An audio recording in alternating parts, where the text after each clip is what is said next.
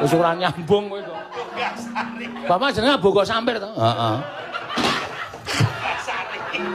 Anggepe kowe minuman apa piye? Iki ditekdan ae ora jenenge kok. Bogasari ya ora pas ya.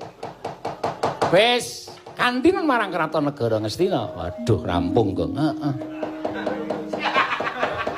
Tapi digawe kisruh supaya ora rampung-rampung ya. Ak dhewe plira wiri mah. Kesel itu. Heeh. Wis kliwat 5 e. Oh, iki nek apa mau diitung rupiahan ki Pak sapa ki Pak Bambang Irnawa ki tombok diwone ngatos suaran. Aku lho niku lucu ora tak guyu ora apa-apa.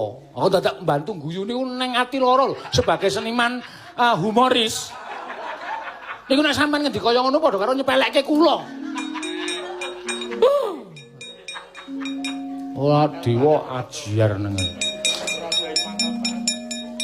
Angel lho dadi pemain humoris ki. Nek ora lucu dipaido, nek lucu engko dikira ming gojekan. Lah coba sampean wayangan dewa tok ora nganggo lucu. Apa betah sing delok? Oh. Ngene. Pak, Rene.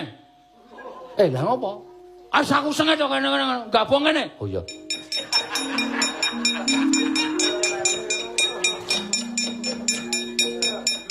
Wis nang kene jagongan wong papat wae. Semar, Gareng, Petro, Bagong. Wis ora ketambahan wayang liyane ndak ngisro. Ha iya. Menurut kowe piye karo kahanane Covid kaya ngene? Lah aku ya. Aku rada ngono. Iki ade ra iso pentas blas iki panggung-panggung do dilarang iki. Jebur sing dilarang ora mung merokok ya, Tru. Heeh. Pentas barang ya dilarang, ya wis ora apa-apa, pokoke nampa apa anane.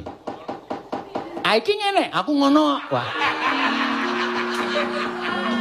Ha iki ade ra iso rampung iki mergo disaut karo ponakane Dan kae. Kowe aleman kok. Lho. Aleman ngopo? Dadan nantang Ndara Werkudara iki ngopo? Lah aku ra mbelani dapurmu iki kok. Kowe iki sing mau bengok-bengok nantang Ndara Werkudara barang Ndara Werkudara maju terus kowe mundur. Nek ora ditandangi ndak tuman wae. Ning iki dadi cilaka, Tru. Kok cilaka? Ha iki Ndara Werkudara golek